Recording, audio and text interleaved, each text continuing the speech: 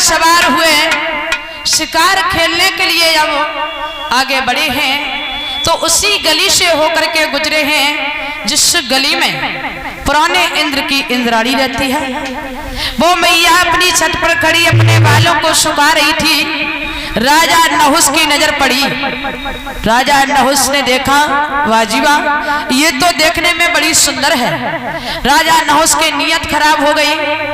बताया है कि जब उस सची को पता चला कि ये राजा मुझसे मिलने के लिए बहुत बेताब है, तो उसी समय सची ने एक पत्र लिखा और उस पत्र में लिख दिया है कि जो राजा मुझसे मिलना चाहता है वो ऐसे नहीं, ऋषि ब्राह्मणों की पालकी में सवार हो गया है। तो उसी समय राजा नहुस ने जरा सी देर नहीं की, ऋषि ब्राह्मणों को बुलाया।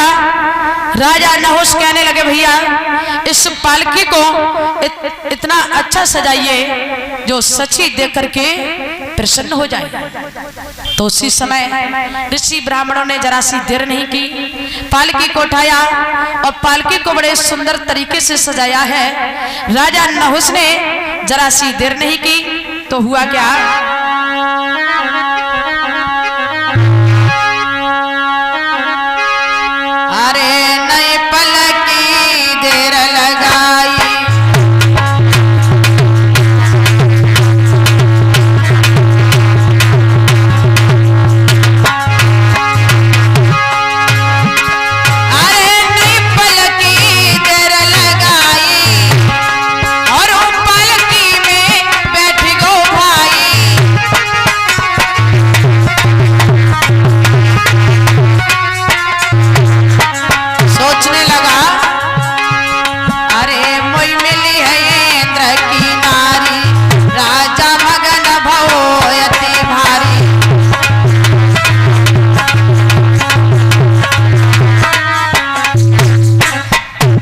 राजा नहुस ने ऋषि ब्राह्मणों को बुलाया और कहा, भैया इस पालकी को इतना अच्छा सजाइए जिससे सची देख करके प्रसन्न हो जाए। उसी समय ऋषि ब्राह्मणों ने पालकी को लिया और बड़े अच्छे तरीके से सजाया है। राजा नहुस ने जरा सी देर नहीं की, झट से उस पालकी में सवार हुआ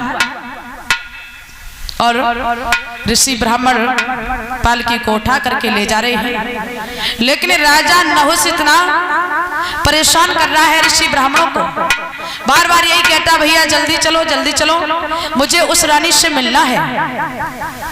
ऋषि ब्राह्मणों ने देखा, ऋषि ब्राह्मणों ने मन में विचार किया कि ये राजा उस सची के प्रेम में इतना पागल हो चुका है, भला अगर बार बार ऋषि ब्राह्मणों को परेशान किया तो ऋषि ब्राह्मणों को क्रोध आया।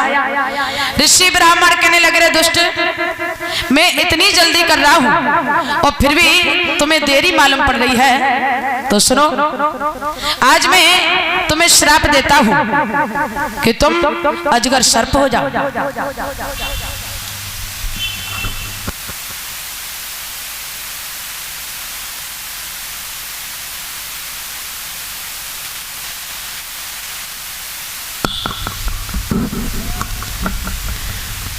बोली वृंदावन बिहारी लाल की, राधा कृष्ण की। तो आइए छोटा सा भजन बोलते हैं, आगे देखते हैं भगवान की बड़ी सुंदर कथाएं हैं।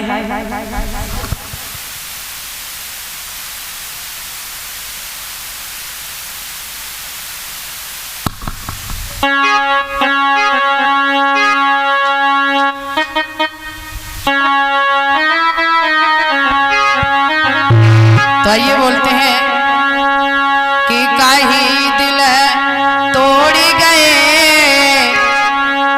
सखियां बोली कन्हैया कि काहे दिल तोड़ गए, और कान्हा तुम करके प्रेम सखियन से काहे दिल